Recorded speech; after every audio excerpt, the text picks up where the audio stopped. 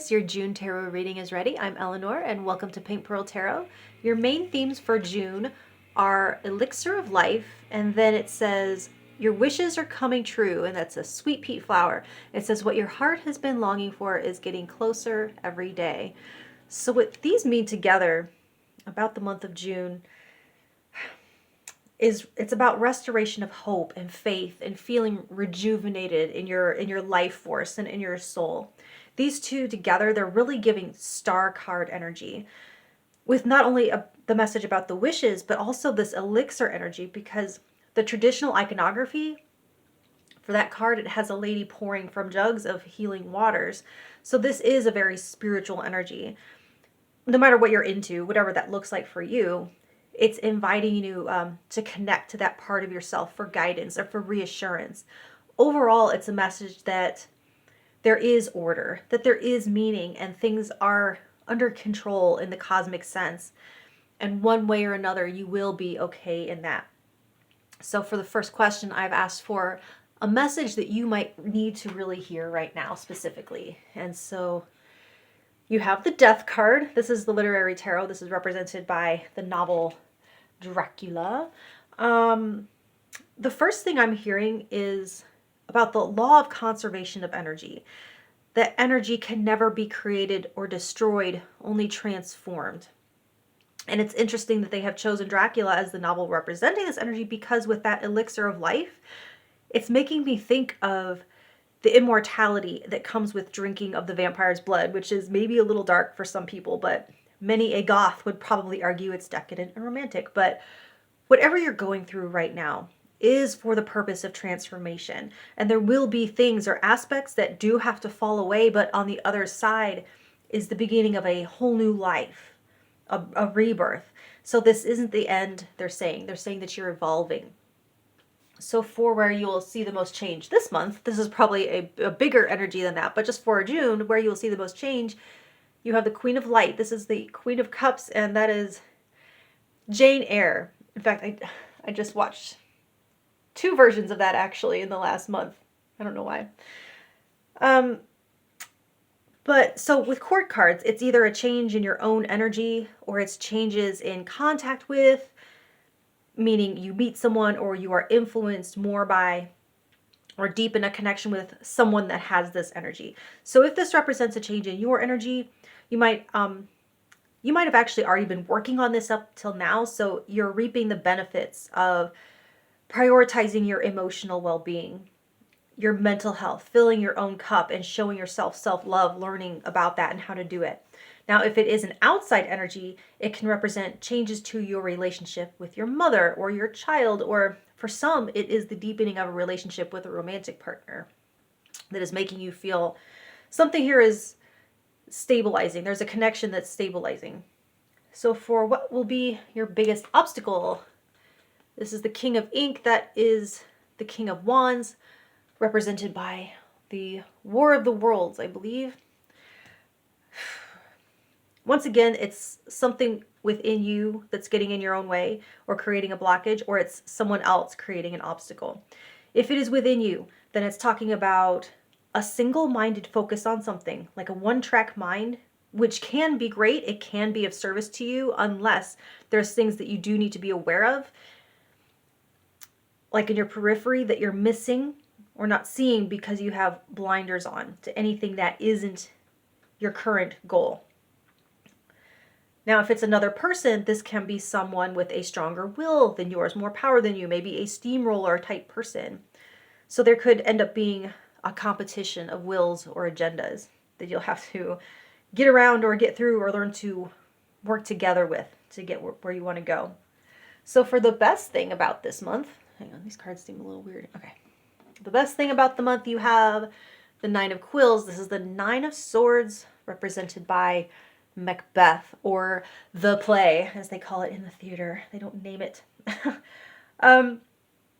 So you could be getting to the root of, or the truth of, something that's been causing you anxiety, so that you can bring it to a resolution once and for all. Some of you might be mastering techniques of using worry for its actual purpose. It does have one, which is to create contingency plans and to weave safety nets or to create exit strategies. I mean, it's not a light and fluffy answer to the best part of the month, but sometimes the most positive changes, they are uncomfortable to make, or some uncomfortable things have to happen to facilitate improvements and things that you would consider the best part of the month once it's all said and done. So for your influence and impact on others, you have the Ace of Parchment. This is the Ace of Pentacles. The Secret Garden, another one of my childhood favorites. You might be creating opportunities for other people right now. You could be a recruiter, a venture capitalist, or an employer perhaps. You could be a teacher, a mentor, just someone with a lot of your own influence. And for those that you choose or deem worthy, providing them with something of value with which to build their future. So you could be a loan officer of some sort, like work at a bank, be offering jobs, be offering scholarships. So like, now this could also just be that you're inspiring people to do something on their own because they're seeing you do it. And they're like, if them, why not me? Some people, it might be a little different. They might be trying to be near you so that some of your cachet or influence rubs off on them. Kind of like an entourage. They just want to, But for some of you, though, it's actually the complete opposite. There might be people that see you as an excellent investment, and they might be providing you with a resource with which to build your future. Just know that with that, they might want credit, if not a cut. That's not necessarily true, but keep it in mind. When someone invests in you, there's a reason. But one of those reasons is they see potential. So none of that has to do really with the Secret Garden. That's just the Ace of Pentacles energy. But I think when I think of that novel a little more, it's going to be about seeing the potential beauty in something if given enough TLC. So it's like a talent recognition, right? And then also healing by connecting with the earth itself, fresh air, touching grass, and all that stuff. So you could be having a very grounding and nurturing influence on others in June. So for what opportunities you should be looking for, and you have the sun. There you go. That's opportunities to get outside and opportunities to touch grass and all that good stuff. But more simply, it's opportunities to shine, to show off, to get outside, like I said, to be seen, to share your warmth, to share your humor, your light, your charm, your joy, and your love. It's opportunities to do a little happy dance anytime you feel the urge. Opportunities to play, to make a game of things, to do what you love. Literally, that's it. That's what opportunities to look for. That's the elixir of life working for you. So for where you will find the most support, you have the Moon, Alice in Wonderland. I'm calling these out in case anyone feels in this one, anytime I use this deck, in case people want to chase those novels down, there might be deeper meaning and message for you if you either know the story or are looking for a good read. Anyway. So like think of an iceberg. There is what you can see at the surface, and then there's the whole huge thing underneath, right? So we all have this stuff in our shadow. The moon represents our shadow. And it's all of the unconscious programs that are running that have they've been developed over time to help us operate in the world as our early childhood mind understood it to be, right or wrong. And they can sometimes be destructive or harmful, even though the ego created them with good intention to help protect us from harm or to find love or whatever their specific purpose was. And so as for the best support, it would be to shed some light on some or just choose one of these programs that you have running in the background, the iceberg below the surface that no one else can see, and familiarize yourself with some of that programming. And I don't think changing these programs is simple. In fact, I think it's really, really hard and a lengthy process, but awareness is sometimes just the first and most important step. So maybe just knowing what's in there can help you support yourself in a more conscious way by turning off or overriding something in the shadow that's not working in your current best interest.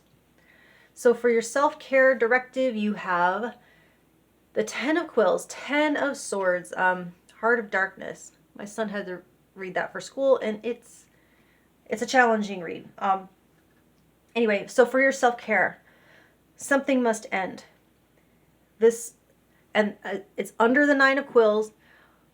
It is connected to this. I feel these two are connected because this is all of this anxiety that you are wanting to find a way to put closure to and to end it. So this represents an ongoing pattern that is causing you either constant retriggering over and over, an emotional wound that keeps getting open and slightly closed over and then open again and slightly healed. It could be a thought spiral that keeps getting tripped up when you see or hear something or think of something. So I am not going to try to give specific examples of this because it's really going to be very unique and delicate for each person. So I don't want to name a bunch of things that it could, a bunch of things that you should end and have someone think that they need to end something that's perfectly healthy and great in their life that was meant for someone else to hear. Only you know what this painful pattern is, and you might not even know it immediately. You might have to look below the surface a little bit to see what that is. If there's something, and only you will know how to surrender the piece of that pattern that keeps perpetuating it, where the cycle repeats. It might mean having to accept being the villain in someone else's story, or it might be something that hurts a lot to do in the moment, and it might have nothing to do with anyone else, but like it's an internal dialogue that you keep having. But it's like later when you notice the silence of the pattern not being started up again, the absence of it, that you'll see that it was a loving act towards yourself to take. Okay, so that's what I have for you, Aquarius. Much love, and I'll talk to you next month. Thank you.